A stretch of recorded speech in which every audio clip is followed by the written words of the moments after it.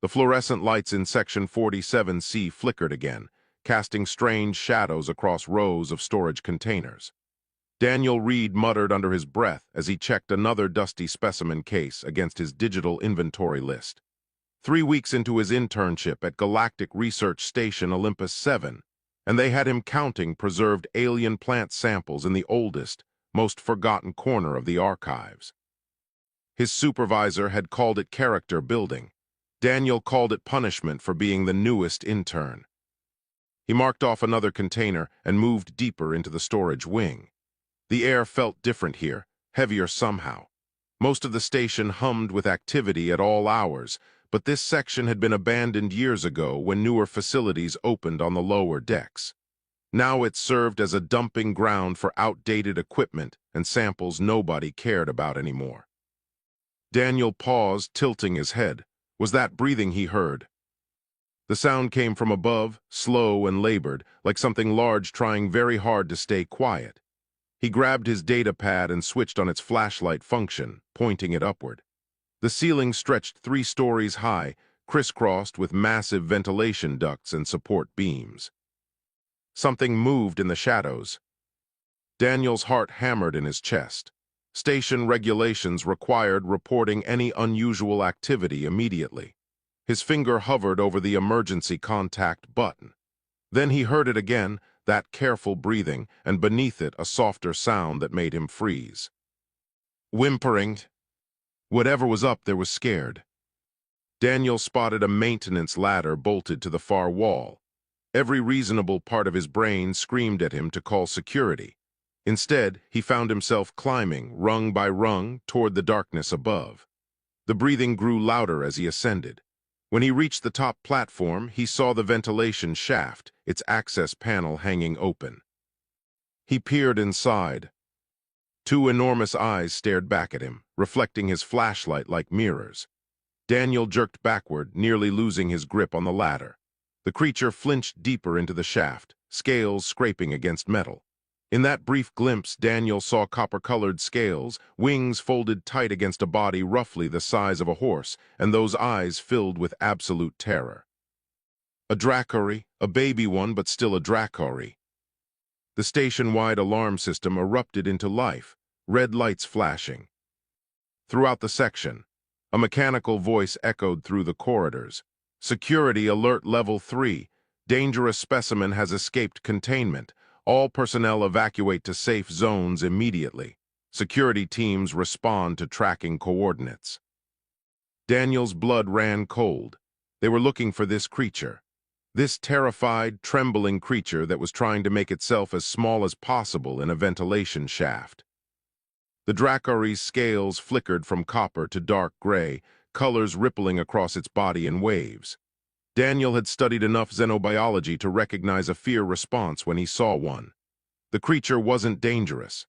It was a child, lost and frightened, and the entire station security force was hunting it like a monster. Heavy footsteps echoed from the corridor below. Security teams were already sweeping the lower levels.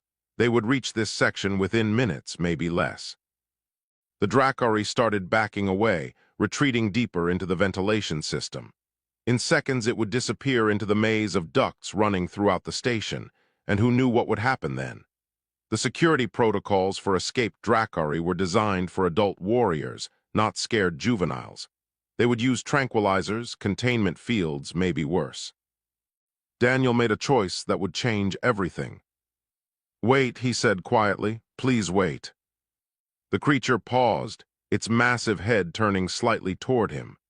Daniel kept his voice soft and steady, the way he used to talk to his little sister during thunderstorms when they were kids. "I know you're scared. I know this place is strange and loud and everyone's looking for you." He slowly sat down on the platform, making himself smaller, less threatening. "But running deeper into those vents won't help. You'll just get more lost." The Dracori remained motionless, watching him with those reflective eyes. Its breathing came fast and shallow, scales still flickering between colors. "My name is Daniel. I work here, sort of. Well, I'm just an intern, so barely work here." He was rambling now, but the creature hadn't fled yet, so he kept talking. I organize old plant samples and get yelled at for putting things in the wrong order. Not very exciting compared to being a dragon, I guess. The security announcements continued below, closer now. Daniel heard voices calling out search patterns, coordinating movements. They were using thermal scanners to track heat. Signatures throughout the station. The Drakkari's breathing quickened, panic building again. Its claws scraped against the metal ductwork as it prepared to bolt. Daniel remembered his sister Sarah, 8 years old and terrified during her first anxiety attack. She had hidden in the closet, convinced something terrible was happening, unable to explain why. Their parents had wanted to pull her out, fix the problem immediately. But Daniel had sat outside the closet door and just talked until her breathing slowed. He knew what words she had needed then. Maybe they would work now. "You're safe," Daniel said clearly, meeting those alien eyes. "You're not in trouble. I won't let them hurt you." The Drakkari stopped moving. Their gazes locked, human and alien, across a gap that should have been impossible to bridge. Daniel saw intelligence in those eyes, understanding, and beneath the fear something else. Hope, maybe, or just desperate enough to trust. Boots thundered on the stairs below. Security was coming. Daniel stood slowly and climbed into the ventilation shaft. The space was cramped for the Drakkari, but enormous for him. He squeezed past the creature's folded wing and moved deeper into the darkness. "Come on," he whispered. "We need to hide." The Drakkari hesitated for just a moment, then followed him into the shadows. Darkness swallowed them whole as Daniel crawled deeper into the ventilation system. Behind them, security teams swept through Section 47C with methodical precision. Flashlight beams cut through the darkness below, voices barking coordinates and clearance codes. The Drakkari moved with surprising quiet for something so large, its scales barely whispering against the metal walls. Daniel led them through 2 junctions before finding a wider section where the ductwork expanded into a maintenance hub. Here they could both fit without touching, though not by much. They sat in silence for several minutes, listening to the search parties move through the levels below. Daniel's heart gradually stopped trying to punch through his ribs. The creature beside him breathed more slowly now, though its scales still flickered with nervous energy. "I'm going to call you Copper," Daniel said quietly. "Because of your scales, is that okay?" The Drakkari made a sound somewhere between a huff and a rumble. Daniel chose to interpret it as agreement. He pulled out his data pad, dimming the screen to minimum brightness. The device had station maps, including maintenance layouts. If they were going to hide, he needed to understand where they were and where they could go. Copper shifted, and Daniel caught sight of the universal translator device clipped to a chain around the creature's neck. Of course, the diplomatic corps always equipped their members with translators, which meant this wasn't just any Drakkari juvenile. "Your parent is Ambassador Krelthar, aren't they?" Daniel asked. Copper's head swung toward him, eyes widening. The scales flashed bright orange for a moment, surprise maybe. Daniel tapped his data pad, pulling up the station's public announcements. There it was, buried beneath the security alerts. Ambassador Krelthar of the Drakkari Sovereignty, visiting for trade negotiations. Arrived 3 days ago with family delegation. "You got separated during a tour or something," Daniel guessed. "Got lost, panicked, ended up in the vents." Copper's translator crackled to life with a young, uncertain voice. "Scared, heard them talking about humans, saying humans are dangerous, unstable. When tour guide turned away, I ran." Daniel sat back, processing this. "You were scared of humans, of us?" Drakkari learned that emotion means weakness. Humans have too much emotion. Father says humans unpredictable because they feel too much, I thought. Copper's voice trailed off. When I got lost and human came near, I panicked, ran into the vents. The irony hit Daniel like a physical blow. Copper had been terrified of encountering a human, and now a human was the only thing standing between the juvenile and a traumatic recapture by security forces who would treat it like a dangerous animal. Below them, a security officer's voice crackled through a radio. Thermal signatures inconclusive in ventilation sections. Too much ambient heat from the systems. Recommend deployment of seeker drones. Daniel's stomach dropped. Seeker drones could navigate the ductwork, equipped with multiple sensor types. They would find copper within an hour, maybe less. Listen, Daniel said urgently. They're going to find us if we stay here, but I can help you get back to your parents safely. We have to move through the vents to the diplomatic quarters. It's on the other side of the station, but the duct system connects. Copper's scales darkened to almost black. Cannot. If they catch me running, they will think I am dangerous. Father will be shamed. Delegation will fail. Better to hide. Hiding isn't working, Daniel pointed out. And it's only going to get worse. Those drones they're sending, they'll corner you, tranquilize you, drag you out unconscious. How will that look to the delegation? The juvenile made a low, distressed sound. Its wings trembled against its sides. Daniel thought about his own childhood fears. Getting lost in the Natural History Museum when he was 7, wandering the dinosaur exhibit for what felt like hours. He had hidden behind a massive T-Rex skeleton, too scared to ask for help, convinced he would be in terrible trouble. His mother had found him there, crying and terrified. She hadn't been angry at all. When I was a kid, I got lost once, Daniel said. In a big building full of strange exhibits and too many people. I hid because I thought I'd be punished for wandering off. But the longer I hid, the more scared I got. My mom finally found me, and you know what she said. Copper's eyes fixed on him.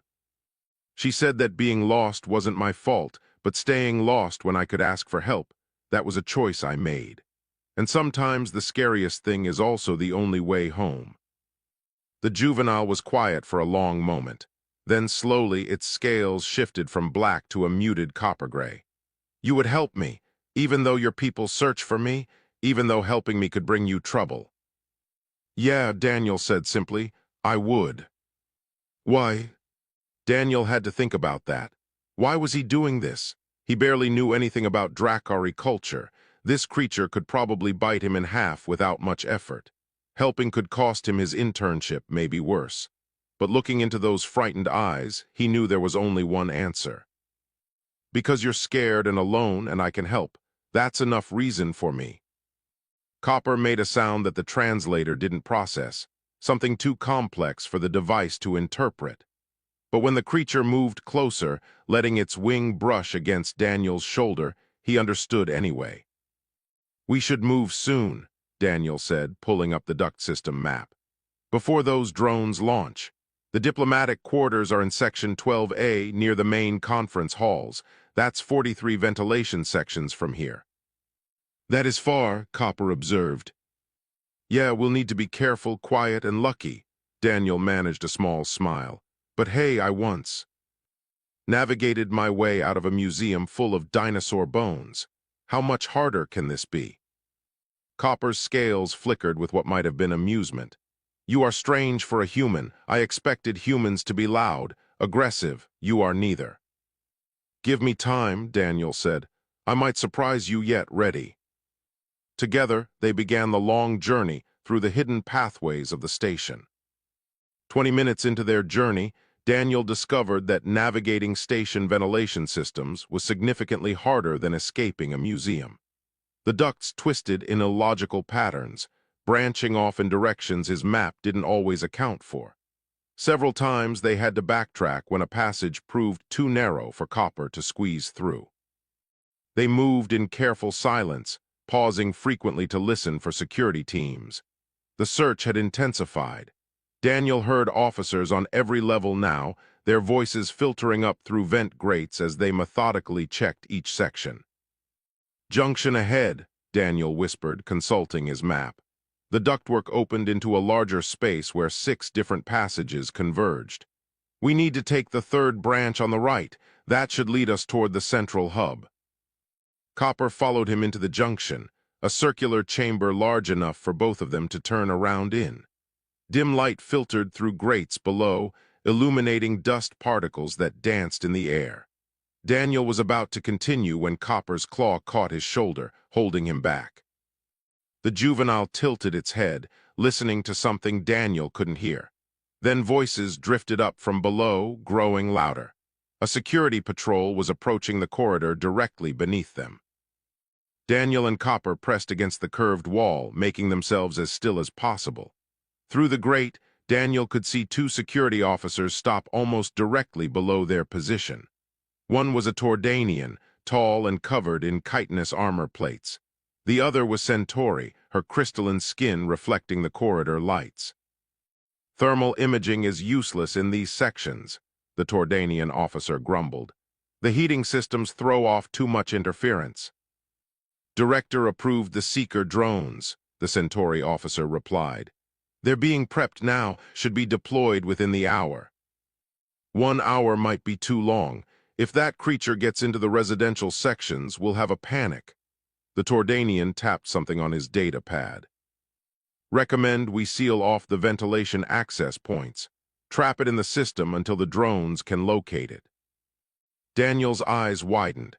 If they sealed the vents, there would be no way to reach the diplomatic quarters. They would be trapped, and when the drones found them, Copper would be treated like the dangerous animal everyone assumed it was. The officers moved on, their voices fading down the corridor. Daniel checked his map again, mind racing through possibilities. They needed to move faster, but the route to Section 12A required passing through at least 3 major corridors. Any one of them could have security checkpoints. "There's another way," Copper said quietly. "Through the old storage sections, the ones they abandoned when new facilities were built." "How do you know about those?"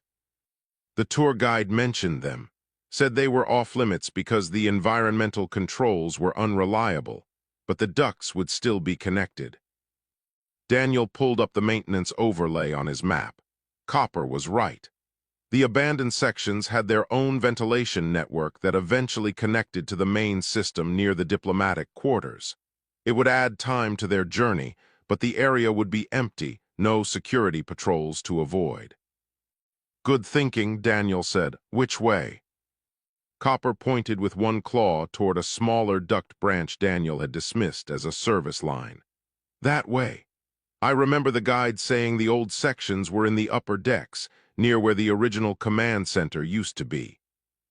They crawled through the narrow passage, which grew tighter as they progressed. Daniel had to turn sideways in places, his shoulders scraping against the metal walls. Behind him, Copper struggled more, folding wings at angles that looked painful.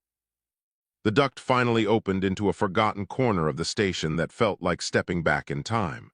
The architecture was older here, built in the rough utilitarian style of early space stations before aesthetics became a priority. Emergency lighting strips glowed faintly along the corridors, casting everything in an eerie blue-green. Daniel dropped down from a vent opening into an empty corridor. Copper followed, landing with surprising grace despite its size. They stood together in the abandoned section, listening to the absolute silence. No humming life support, no distant voices, no security alerts, just the quiet tick of cooling metal. "It's strained." Here, Copper observed, scales shifting to a curious amber color, like a place that has forgotten it exists. They moved through the old storage sections carefully, passing rooms filled with outdated equipment and cargo containers marked with shipping codes from decades past. Daniel noticed signs in human languages mixed with older galactic trade scripts. This had been one of the first sections built when humans joined the galactic community, back when everything was new and uncertain. In one room, Daniel found a wall covered in photographs. Human crew members from years ago, smiling at the camera, working alongside aliens of species he recognized, and some he didn't. Young people, most of them probably not much older than he was now. The first generation of humans to work among the stars. "They look happy," Copper said, studying the images. "Not unstable or dangerous." "We're not," Daniel replied quietly. "The dangerous part anyway. Humans feel things strongly, but that doesn't make us unstable. It makes us human." They continued through the abandoned sections, following duct connections toward the active parts of the station. The journey took longer than Daniel had hoped, but they encountered no security patrols, no checkpoints, nothing but dust and memories. Eventually, they reached a junction where the old ventilation system connected to the new. Daniel checked his map. Section 12, A was close now, just a few passages away. But between them and their destination lay the main corridor, one of the busiest areas of the station. "We'll have to cross that corridor," Daniel said, pointing at his map. "There's no way around it. The vents connect on the other side, but there's about 10 meters of open space we'll have to cover." Copper's scales darkened with worry. "Security will see us." "Not if we're fast and lucky." Daniel pulled up the station schedule on his data pad. "There's a shift change in 15 minutes. The corridor will be crowded but distracted. We might be able to slip across in the confusion." "Might." "Yeah, might." Daniel looked at his new friend. "But I don't see another option, unless you want to wait here and hope the drones don't find us first." Copper rumbled deep in its chest, a sound that might have been a laugh. "You humans and your terrible plans, let us try." They moved into position near the vent opening that overlooked the main corridor, waiting for the right moment to cross into the unknown. The shift change brought exactly the chaos Daniel had hoped for. Station personnel flooded the main corridor, heading to and from their assignments in a river of different species and uniforms. Daniel watched through the vent, great as hundreds of workers passed below, talking, laughing, complaining about their duties in a dozen different languages. "Now," Daniel whispered, "while they're distracted." He dropped down from the vent opening, landing in a maintenance alcove barely visible from the main corridor. Copper followed a moment later, tucking wings tight to squeeze through the opening. For a few precious seconds, they were invisible in the alcove, just another shadow among many. Daniel peered around the corner. The corridor stretched 30 meters across, lined with shops and service stations. The vent opening they needed was on the opposite side, hidden behind a decorative panel near a closed cafe. They just had to cross without anyone noticing a human and a juvenile Dracari moving together. "Stay close to the wall," Daniel instructed. "Move casual like we belong here." They stepped into the corridor, and immediately everything went wrong. A security officer rounded the corner ahead of them, a massive Tordanian with military bearing and sharp eyes. His name badge read Gravik, and his hand moved immediately to the weapon at his belt when he spotted them. "Stop right there." Gravik's voice cut through the crowd noise like a blade.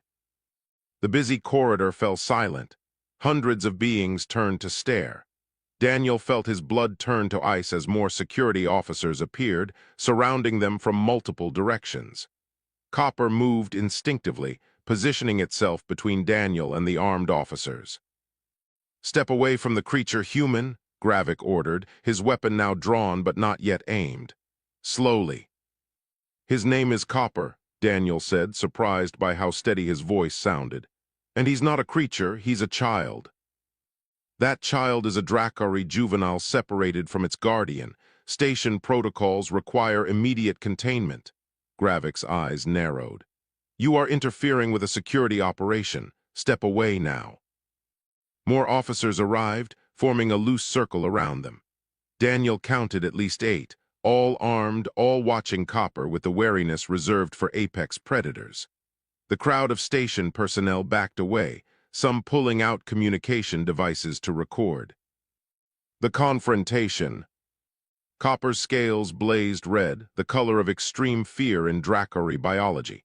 The juvenile's claws scraped against the floor, its breathing quick and shallow. Daniel recognized the signs.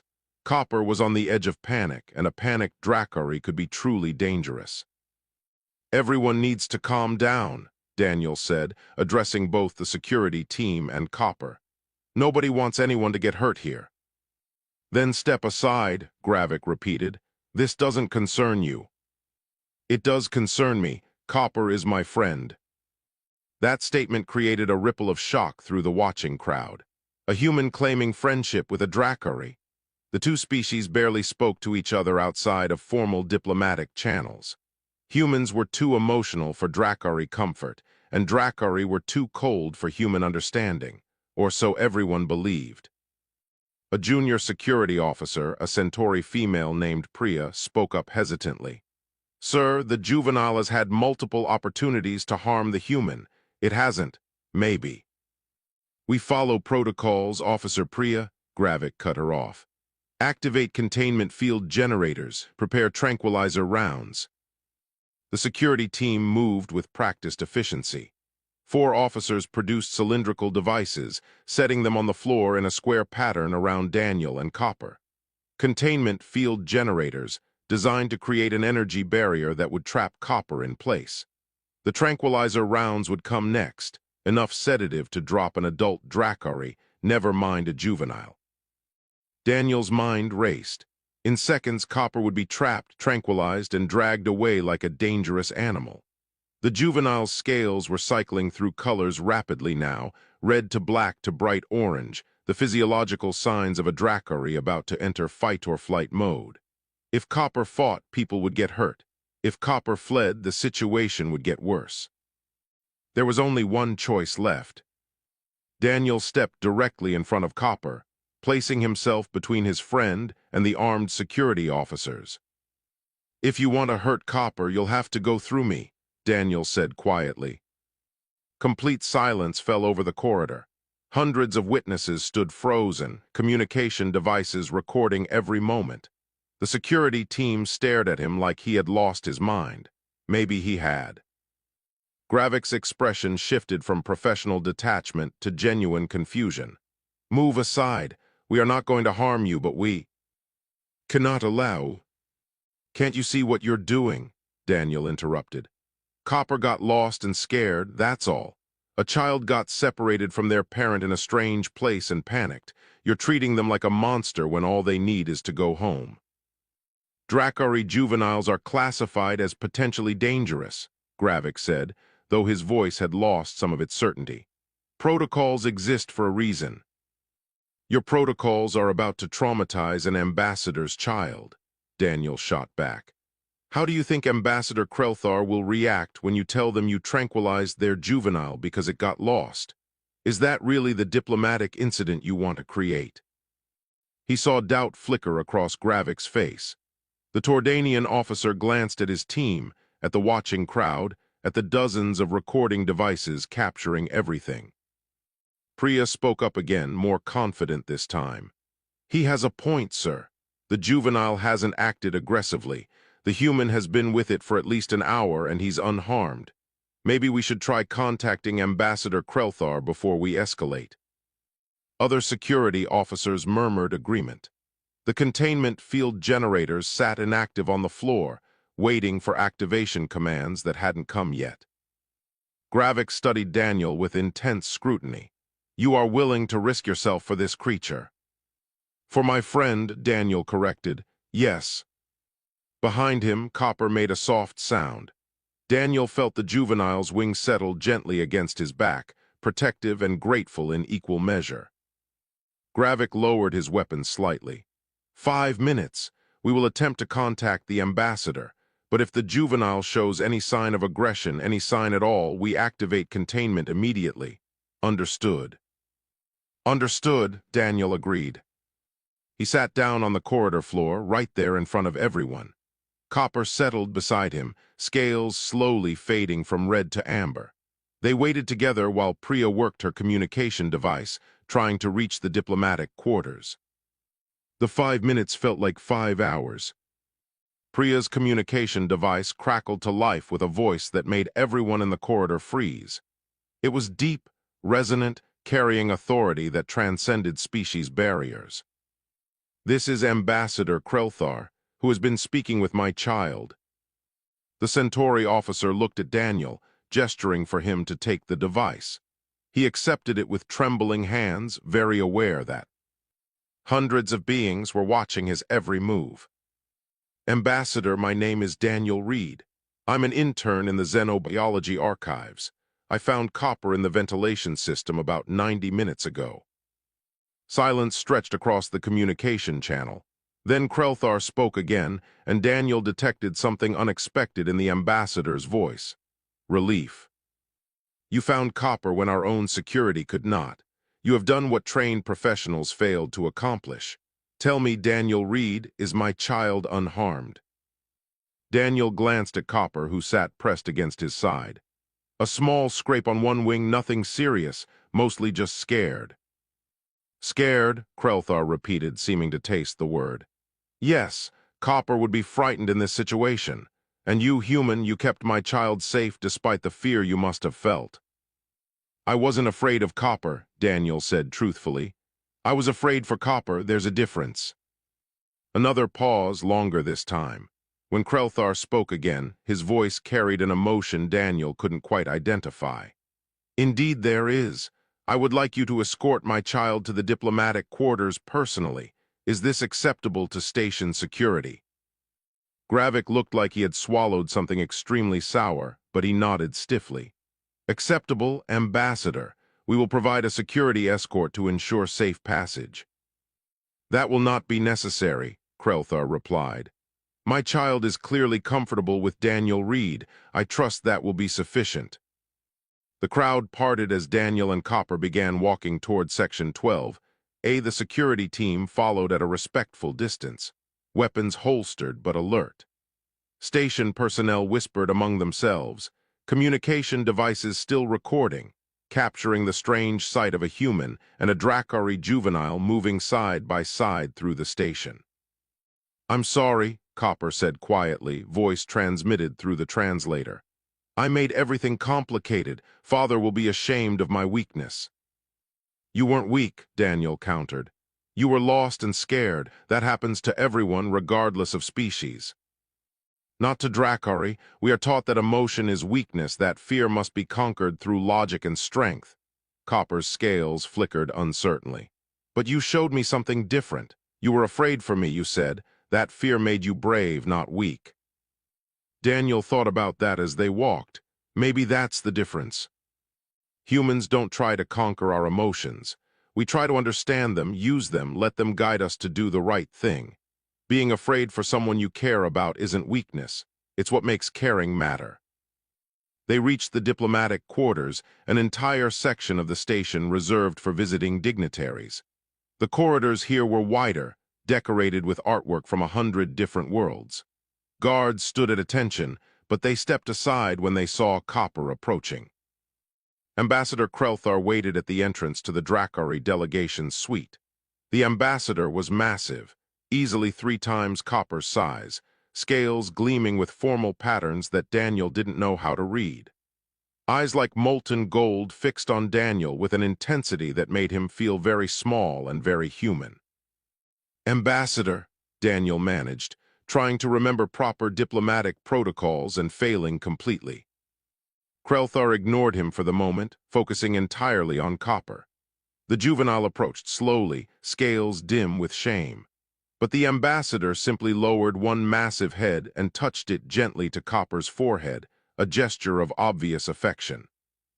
I was worried, Krelthar said simply. I am sorry, Father. I heard the other delegates talking about humans being dangerous and unstable. When the guide turned away, I panicked and ran. I brought shame to our delegation. You brought no shame, the ambassador corrected. You showed me something I had failed to see, that our assumptions about humanity may be flawed. Krelthar turned to Daniel, and the young intern fought the urge to step backward. Being scrutinized by an adult Dracari was like being examined by a force of nature. You are very young, the ambassador observed. An intern, you said, yet you accomplished what our security could not. You found my child, earned trust, and kept Copper safe through a situation that would have overwhelmed many experienced beings. How? Daniel shrugged helplessly. I just talked to Copper, listened, tried to understand what was needed instead of assuming I knew. Emotional intelligence, Krelthar said thoughtfully. A uniquely human strength, or so I am beginning to believe. Tell me, Daniel Reed, what do you want as reward for your actions? Reward, Daniel blinked. I wasn't doing it for a reward. Copper needed help. That's reason enough. The ambassador's scales shifted through a complex pattern that might have been surprise or approval or something Daniel had no framework to understand. You are very young, Krelthar repeated, And very human, I mean both as compliments. The ambassador gestured toward the delegation suite. I have a proposal for you. Our diplomatic mission will be traveling to 12 worlds over the next 6 months, meeting with various governments and cultural groups. We need someone who can help bridge the gap between Dracari logic and the emotional perspectives of other species. Someone who sees past fear to understanding. Would you consider joining us as a cultural liaison? Daniel stared. I'm just an intern, I catalog plant samples. You are someone who saw a frightened child instead of a dangerous creature, Krelthar countered. Someone who chose compassion over protocol. These qualities are more valuable than any formal training. Before Daniel could respond, the station director appeared, flanked by administrative staff. Director Nora Chen looked stressed, which made sense given that a major diplomatic incident had nearly occurred on her watch. Ambassador, I want to apologize for the security response, Chen began. We had protocols in place for escaped dangerous specimens, but clearly the situation was misunderstood. The situation revealed important truths, Krelthar replied. About assumptions, about fear, and about the value of emotional understanding. I hold no ill will toward your security forces. They acted according to their training. Chen's gaze shifted to Daniel, and her expression was difficult to read. Read, you bypassed security protocols and assisted in concealing a missing diplomat's child. Technically, that's grounds for disciplinary action. Daniel's stomach sank. Of course. He had broken rules, ignored procedures, acted on instinct instead of following protocol. His internship was over before it had really begun. Then Chen smiled. It's also grounds for commendation. You prevented a diplomatic crisis through quick thinking and genuine compassion. If you want to accept Ambassador Krelthar's offer, you have my full support. Copper moved closer to Daniel, scales bright with hopeful amber. The juvenile spoke in Dracari and the translator converted it to universal. Please come with us. I still have much to learn about being brave. Daniel looked at the ambassador, at Copper, at the opportunity being offered. 2 weeks ago he had been cataloging plant samples and wondering if he would ever do anything meaningful. Now he stood at a crossroads that could change everything. I accept, Daniel said. When do we leave? 2 days passed in a blur of preparation. Daniel packed his few belongings, filed paperwork transferring him from intern status to cultural liaison, and endured a crash course in Dracari customs from the ambassador's staff. Most of the diplomatic team remained skeptical of adding a human to their delegation, but Copper's enthusiastic support gradually wore down their resistance. On his last evening at the station, Daniel stood in the observation deck, watching ships come and go through the docking ports. The Dracari diplomatic vessel was already in position, a sleek craft that looked more like a work of art than a spacecraft. Tomorrow they would board and begin the journey to their first destination. Footsteps approached from behind. Daniel turned to find Priya, the Centauri security officer who had spoken up during the confrontation. She carried a small case in her crystalline hands. I wanted to give you this before you left, she said, opening the case to reveal her Security Academy graduation pin. The small badge gleamed in the starlight filtering through the observation windows. It's tradition to give this to someone who teaches you something important about what it means to protect people. Daniel stared at the pin. I didn't teach you anything. You were already brave enough to speak up against your commanding officer. You taught me that sometimes protection means understanding fear instead of responding to it with force. Priya pressed the pin into his hand. Gravik learned that lesson too, though he's too stubborn to admit it directly. He asked me to tell you that if you ever need security assistance anywhere in the galaxy, contact him. He'll come. After Priya left, Daniel remained on the observation deck, turning the small pin over in his fingers. A Tordanian security chief offering help to a human intern. 2 weeks ago, that would have seemed impossible. More visitors came as the evening progressed.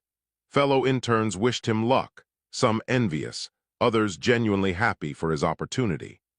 The station director stopped by to formally transfer his employment status and remind him that he would always have a position waiting if the diplomatic mission didn't work out. "You did something remarkable," Chen said. "You saw past species barriers and protocol to recognize a person in need. Don't lose that quality, no matter where this journey takes you." Night cycle came, and with it the quiet that settled over the station when most beings slept. Daniel returned to his quarters one last time, looking at the small room that had been his home for 3 weeks. Not much to show for his time here, except for a friendship that had changed everything. A soft knock at the door announced Copper's arrival. The juvenile had to crouch to fit in the human-sized corridor, but managed it with growing grace. "Cannot sleep," Copper admitted. "Too much thinking about tomorrow." "Yeah, me too," Daniel said. "Nervous." Excited, scared, both at once. Copper's scales flickered through colors that matched the emotional complexity. Is this normal for humans, feeling multiple things simultaneously? "Completely normal. We call it being human," Daniel smiled. "Though I guess you're experiencing it too, so maybe it's not just a human thing after all." They sat together in the small quarters, Daniel on his bunk and Copper curled on the floor, and talked about what tomorrow would bring. The first destination was Torden Prime, homeworld of the Tordanian people, a military culture that valued strength and discipline above emotional expression. It would be a challenging start to their diplomatic tour. "Father says the Tordanians will be skeptical of human involvement in our delegation," Copper said. "They view emotion as weakness, even more strictly than Drakari do." "Then we'll show them what we showed everyone here," Daniel replied. "That emotion and strength aren't opposites. That caring about something makes you fight harder for it, not less." Morning came too quickly. Daniel boarded the Drakari vessel carrying one small bag of belongings and wearing Priya's security pin on his jacket. The ship's interior was designed for beings much larger than humans, making him feel like a child in an adult world. But Copper stayed close, serving as both guide and friend. Ambassador Krelthar gathered the delegation in the main conference chamber for a final briefing before departure. Daniel counted 15 Drakari in total, most adults who had spent decades in diplomatic service. He was easily the youngest being in the room, and definitely the only human. "We embark on a mission of understanding," the ambassador began, "to demonstrate that Drakari culture values cooperation and mutual respect across species barriers. Some of you questioned my decision to include a human in our delegation. I want to address that concern directly." Krelthar's golden eyes found Daniel in the crowd. Daniel Reed represents something our people have struggled to understand: the integration of emotion with action, the use of empathy as a tool for connection rather than a weakness to overcome. In the coming months, we will visit worlds that view Drakari as cold, calculating, even threatening. Daniel will help us show them otherwise. The delegation murmured, though Daniel couldn't tell if the response was positive or skeptical, probably a mix of both. The ship departed from Olympus 7 smoothly, artificial gravity, keeping everyone stable as they accelerated toward the first jump point. Daniel watched through a viewport as the station shrank to a point of light among thousands of others. Somewhere in that vast structure, people were going about their daily routines, cataloging samples, monitoring systems, living ordinary lives. 3 weeks ago, that had been his life too. Copper joined him at the viewport, scales reflecting the starlight. "Regrets?" "No," Daniel said honestly. "This is exactly where I need to be." The ship reached the jump point, and space twisted around them in ways that human eyes weren't meant to perceive. When reality stabilized again, they were in a different system entirely, approaching a blue-green world that hung in space like a jewel. Torden Prime, their first test. Ambassador Krelthar's voice echoed through the ship's communication system. "All delegation members to your stations. We will be in orbit within the hour. Daniel Reed, please report to the conference chamber for final briefing." Daniel took one last look at the approaching planet, then headed deeper into the ship. Copper walked beside him, and somehow that made everything feel possible. Ready to show them what humans and Drakari can do together? Daniel asked. Copper's scales flashed bright gold, the color of confidence and determination. Ready. They entered the conference chamber side by side, human and Drakari, emotional and logical, different but united. Whatever challenges waited below on Torden Prime, they would face them together. And maybe, just maybe, they would prove that the galaxy's assumptions about both their species were worth questioning. The mission was just beginning, but Daniel already knew one truth with absolute certainty. He had climbed into a ventilation shaft to help a frightened child, and in doing so had found his purpose among the stars. Sometimes the smallest acts of kindness create the biggest changes, and sometimes the words someone needs most are the simplest ones of all. You're not alone,